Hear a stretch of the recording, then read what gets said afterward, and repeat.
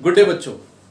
आज हम लोग सर्कुलर मोशन में से सेंट्रीपीटल एक्सेलरेशन इसका डेरिवेशन देखेंगे। सेंट्रीपीटल एक्सेलरेशन क्या होता है ये हमने पिछली बार देखा है। It is because of change in the direction of linear velocity. It is always towards the centre. इसके पहले का जो पार्ट है उसके लिंक मैं डिस्क्रिप्शन बॉक्स में डाल दूंगा। Kindly see that lecture and let's proceed for centripetal acceleration। बच्चों, सेंट्री से समझ में आता है कि ये इसकी जो डायरेक्शन होगी वो सेंटर की तरफ होगी। सेंट्रीपीटल इन इंग्लिश यानी सेंटर सीकिंग, यानी सेंटर की तरफ, जिसकी दिशा सेंटर की तरफ होती है, ऐसा एक्सेलरेशन। इसको हम सिंबल AC बार से इंडिकेट करते हैं।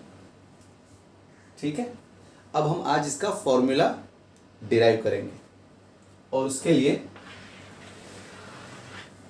मैं एक पार्टिकल लूंगा जो सर्कुलर मोशन कर रहा है इन XY plane. So let this be X axis, let this be Y axis. So let us start here somewhere. The particle is at point P. So when the particle is at point P on the circumference performing anti-clockwise circular motion, तो इसका radius vector ये हो जाएगा। So that will be R bar. In the first quadrant उसके जो coordinates होंगे वो होंगे x, y। तो वो x हम लोग दिखा देते हैं। So this will be x और y हम लोग दिखा देंगे यस यहां से। So this will be y component. तो ये x और ये y कोऑर्डिनेट हो गया। Now children, if you see, this is the angle theta। अगर हमने यहाँ से मेजर किया तो यानी फ्रॉम दी x एक्सिस अगर हमने मेजर किया, x एक्सिस को हम 0 डिग्री मानकर अगर हम सोचते हैं तो इसे हम थीटा ले लेते हैं। तो कंसिडर करते हैं एंगुलर वेलोसिटी, एंगुलर वेलोसिटी। तो हम सबको पता है एंगुलर वेलोसिटी ओमेगा होती है and it is given by angular displacement per unit time. तो यहां पर अगर हमने A से P का सफर माना, A से P का सफर, तो बच्चों एंगुलर डिस्प्लेसमेंट हो जाएगा थीटा और उस वक्त हमें समझो टाइम लग गया small t, let it be t। तो क्रॉस मल्टीप्लाई करके हो जाएगा theta is equal to omega t. Let this be equation number 1। So children, हमने ऐसा माना है कि there is a particle which is performing circular motion along the circumference of a circle in XY plane. If R is the radius, the particle at any point P will be shown by radius vector R bar। और फिर मैंने आपके सामने पेश किया angular velocity is equal to angular displacement upon time. Angular velocity की अधिक जानकारी आपको पहले लेक्चर में मिल जाएगी। तो इसको हम लोग इक्वेशन नंबर 1 मानते हैं। Now children, at point P the position vector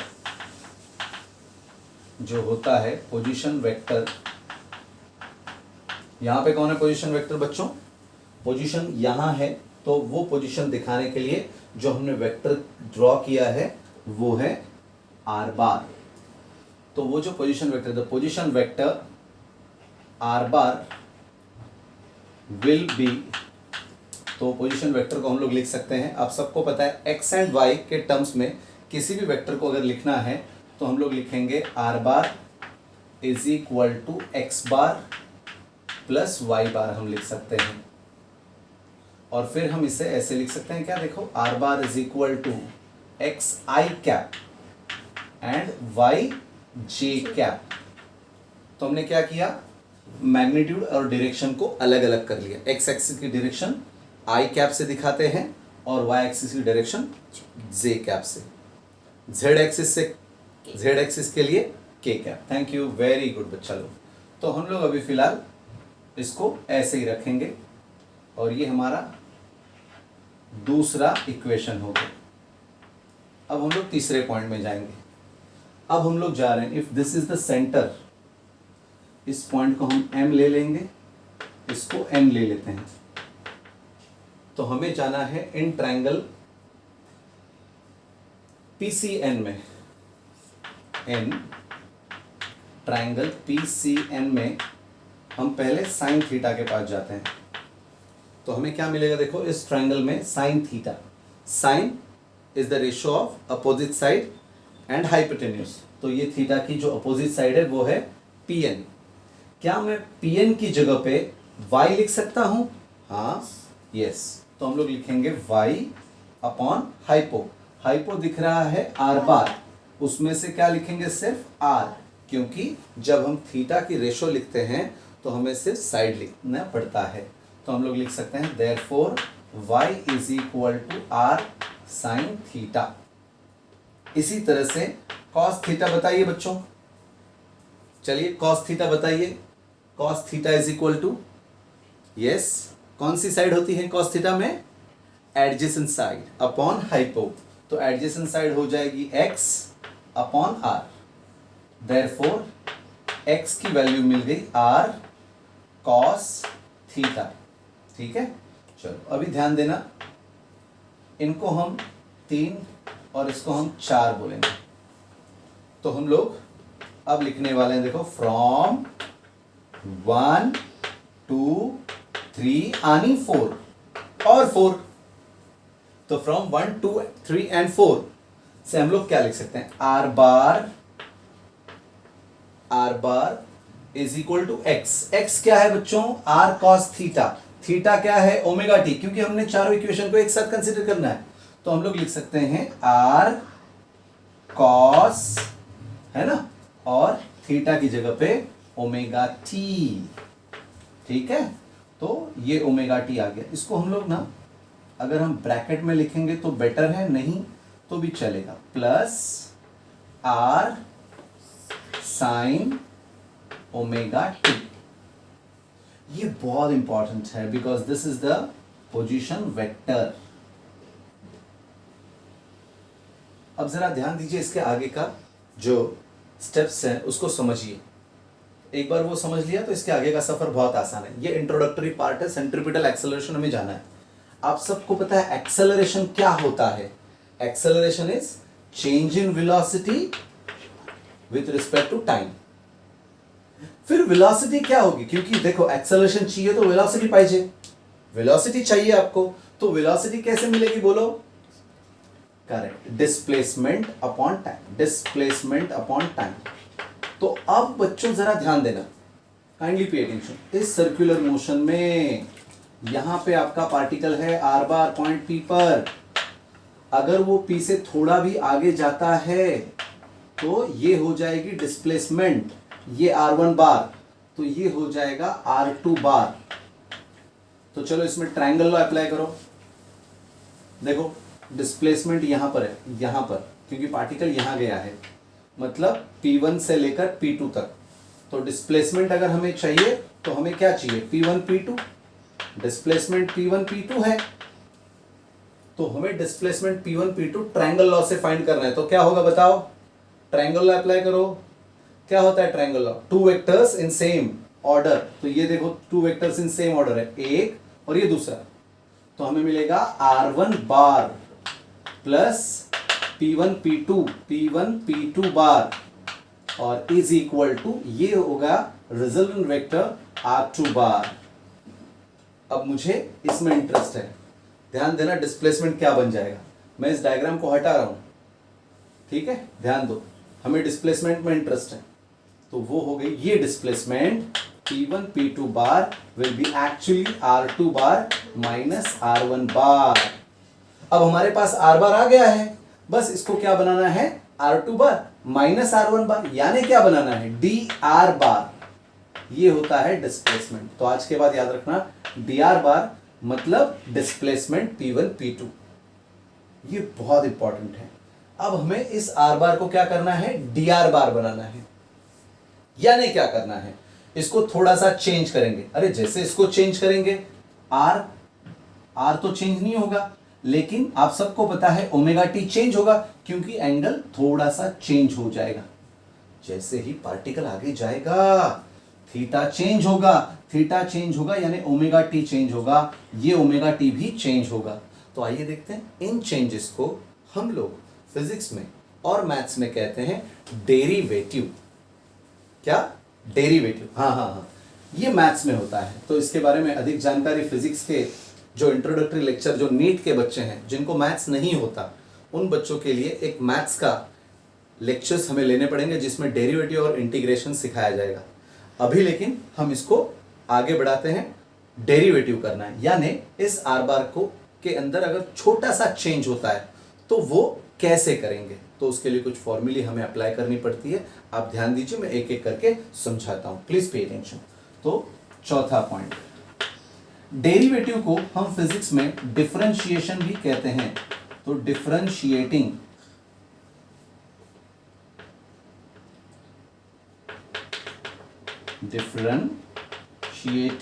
तो डेरिवेटिव यानी डिफरेंशिएटिंग भी हो सकता है।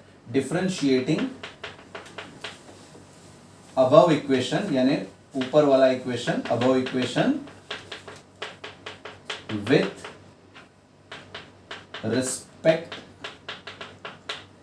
Respect to time. यस, कोई भी बदलाव, डिफरेंशिएशन यानी बदलाव हमें मेजर करना पड़ता है विथ रिस्पेक्ट टू टाइम। अरे मेरा भाई ग्रेजुएट हो गया 3 साल में, तो ग्रेजुएशन के लिए 3 साल लगेंगे। कोई बोलेगा देखो हमारी इनकम बढ़ गई 2 साल में, हम लोग कहाँ से कहाँ पहुँच गए। So we have that progress with respect to time. So whenever you want to measure any change of your life, if you want to measure your success, you have to measure your success with respect to time. And that change, जो change होगा, बदलाव, will be always final minus initial. चलिए इसको change करेंगे। तो हमने आपको यहाँ पे एक पार्ट जो समझाया था वो मैं यहाँ पे कहीं पर लिख के रखता हूँ कि मैंने आपको समझाया है dr बार जो होगा is nothing but डिस्प्लेसमेंट होगा। बहुत सारे बच्चों के लिए ये समझता नहीं, इसके लिए मैंने अभी यहाँ पे समझाया था कि अगर पार्टिकल R1 बार से R2 बार पोजीशन पे जाता है तो ये जो पार्ट है यही होता है अपना डिस्प्लेसमेंट। और वो कैसे, तो triangle law, R1 bar plus displacement vector is equal to R2 bar. So therefore displacement vector will be equal to R2 bar minus R1 bar is equal to dr bar. ये बार बार इसलिए समझाया जा रहा है because this is very very important, क्योंकि आप सबको पता है डिस्प्लेसमेंट से हमें मिलेगी वेलोसिटी और वेलोसिटी से मिलेगा एक्सेलरेशन। ऑफ कोर्स चेंज होगी तो हमें डिस्प्लेसमेंट मिल गई है। Displacement in this derivation will be dr बार। तो इसको आप भले एक स्क्रीनशॉट लेकर अपने पास रख लीजिए तो आपको काम आएगा। ठीक है, अब हम आगे बढ़ेंगे। तो डिफरेंशिएटिंग देखो कैसे करेंगे फिर, विथ रिस्पेक्ट टू टाइम। तो आर बार का डिफरेंशिएशन हो जाएगा d r bar upon d t is equal to, अब जरा इसको देखते हैं कैसे। बच्चों आर तो चेंज होने वाला नहीं है, आर कहाँ चेंज होगा, यहाँ पर भी वो आर है, यहाँ पे भी वो आर है, यहाँ पे भी वो आर है, यहाँ पे भी वो आर कहाँ से चेंज होगा। R is constant, R constant है, वो चेंज नहीं होता है। अब बचता है कॉस थीटा। तो बच्चों जो बच्चे मैथ्स के लिए नए, कॉस थीटा का डिफरेंशिएशन होता है, इसका अगर हम डिफरेंशिएशन करते हैं डी बाई डी टी, जिसको हम लोग कहते हैं डी बाई डी टी यानी डिफरेंशिएशन, इसमें चेंज करना, डी का मतलब है चेंज करना है विथ रिस्पेक्ट टू टाइम। तो D by d t of cos theta is minus sine theta, ये याद रखना है। अच्छा, और भी D by d t of cos, और अगर यहाँ पर ओमेगा टी है तो कुछ अलग हो जाएगा, क्योंकि यहाँ पे थीटा चेंज हो गया तो माइनस साइन थीटा और फिर डी थीटा होना चाहिए। तो वो तरह यहां पे देखना, माइनस साइन ओमेगा टी हो जाएगा into d theta. D theta का मतलब क्या होगा, d by d t of omega t. देखो कहां से कहां पहुंच गए हम लोग, यस। अब जरा ध्यान देना, ये फॉर्मूला है, आपको याद रखना है। तो ये हो जाएगा minus sign omega T, minus sign omega T. अब अंदर जाते हैं, what is this, omega. Omega को हमने कांस्टेंट मानना, इन यूनिफॉर्म सर्कुलर मोशन हम लोग ले सकते हैं, तो ओमेगा कैसा होगा, कांस्टेंट। क्या बचेगा फिर, देखो ओमेगा अगर बाहर आ गया तो बचेगा dt अपॉन dt। तो dt गेट्स, तो आपको आंसर क्या बनेगा, माइनस, ये ओमेगा हम इसके बाजू में नहीं लिख सकते हैं, पता है ना, साइन थीटा के आगे नहीं लिखना पड़ता है, साइन थीटा के आगे नहीं लिखना चाहिए। तो ये ओमेगा आगे आ जाएगा, तो minus omega sine omega T will be your answer. तो बच्चों याद रखना, कॉस ओमेगा टी का डिफरेंशिएशन, कॉस ओमेगा टी का डिफरेंशिएशन, यानी आर को हमने अगर कॉमन ले लिया यहाँ पे आर, याद रखना, फिर हम लोग लिखेंगे D by d t of cos omega t, फिर हम ब्रैकेट कंप्लीट करते हैं, प्लस प्लस आर, क्या लिखेंगे, D by d t of sine omega T, sign omega T. ठीक है, चलो ओमेगा टी ठीक से लिखेंगे। और एक बात ध्यान देना, अब बच्चों इसको सॉल्व करना है, तो सॉल्व करते वक्त ये रूल्स हैं, आइए ध्यान दीजिए। So this will be differentiation D r bar upon d T. What is D r bar, D r बार क्या है, डिस्प्लेसमेंट, और डिस्प्लेसमेंट अपॉन कौन है, टाइम। डिस्प्लेसमेंट अपॉन टाइम क्या बनेगा, वेरी गुड, तो वो बन जाएगा velocity. So that will be instantaneous velocity, v bar is equal to R. ठीक है, मैं ये आर और ये आर कॉमन ले लेता हूं अभी, into the bracket, into the bracket, we have taken this r common. अब d by d t of cos omega t, आपके सामने आंसर है बच्चों, कैसे आया मैंने सिखाया है, तो वो आ जाएगा माइनस, बोलो, minus omega sine omega T. ठीक है, so this is your answer of cos omega T. अब कॉस ओमेगा टी के जगह पे क्या चाहिए हमको, D by d t of sine omega T, जरा उसका भी। तो ये जो पार्ट है जो डिटेल में है, ये आपके लिए है, इस आंसर में लिखने की जरूरत नहीं है, तो इसको आप अच्छी तरह से लिख के ले लो। यस, वीडियो पॉज करो और लिख के ले लो, ठीक है, यस, लिख के ले लिया होगा। अब मैं क्या कर रहा हूं, मुझे D by d t of sine omega T पढ़ाना है, जरा ध्यान दो, रूल देखो, फॉर्मूला देख लो, काइंडली पे अटेंशन। तो ऐसे ही है, D by d t of sine theta अलग होगा, D by d t of sine theta is simply cos theta d theta, yes, simply cos theta d theta. तो चलो इसको आगे बढ़ाते हैं, हमारे पास तो कॉस साइन थीटा नहीं है, क्या है, साइन ओमेगा टी है, तो D by d t of sine omega T will be cos omega t into D by, अच्छा यहाँ पे D by d t of क्या होगा, बोलिए, ओमेगा टी होगा, यहाँ पे डी बाई डी टी होना चाहिए, D theta by d T होना चाहिए। हाँ बच्चों, ये वाला है ना जो D theta by d T होना चाहिए, तभी वो D omega T upon d T हो जाएगा। तो ये जो है यहाँ पे भी डी बाई डी टी चाहिए, ये याद रखना है, पिछले इसमें नहीं लिखा होगा तो यहाँ पे लिख दिया है, करेक्शन हो जाएगा। सो कॉस ओमेगा टी, फिर ओमेगा कांस्टेंट है तो ओमेगा आ गया, और d t upon d t gets cancel, तो इसका आंसर बनेगा ओमेगा कॉस ओमेगा टी।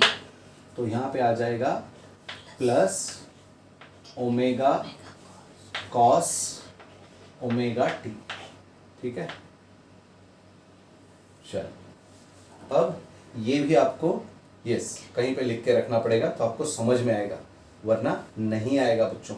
तो ये पार्ट हम यहाँ नहीं लिख रहे हैं क्योंकि बहुत आंसर बड़ा हो जाएगा, इतना बड़ा आंसर हमें नहीं लिखना है। It is only for 3 marks, centripetal acceleration will be always asked for 3 marks, not more than that. तो वो 3 मार्क मिलाने के लिए हमको कितना लिखना तो पहले से ही पढ़ रहा है, फिर ये डिटेलिंग देने की जरूरत नहीं है। अभी भी हम लोग सिर्फ वेलोसिटी पे आए हैं, इसको भी चेंज करना बाकी है, तो ये बार बार करने वाले ध्यान देना।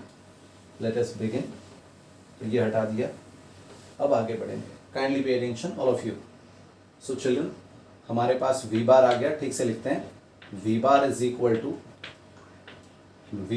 Equal to minus R omega sine omega t plus ये आर, इसको भी चला जाएगा। तो हम लोग वैसे आर ओमेगा कॉमन ले सकते थे। हाँ बच्चों, क्या करेंगे देखो, kindly pay attention. V bar is equal to, ये ओमेगा भी हम क्या करेंगे सॉरी, आर ओमेगा हम कॉमन ले लेते हैं, ठीक है। तो आपके पास क्या बचेगा, minus sign omega t plus omega तो कॉमन चला गया, कॉस ओमेगा टी।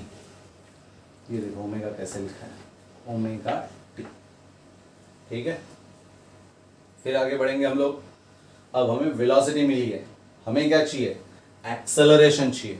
वेलोसिटी से एक्सेलरेशन कैसे मिलता है, acceleration is rate of change of velocity, यानी dv बार अपॉन dt, ठीक है। Acceleration is rate of change of velocity, so dv bar upon dt।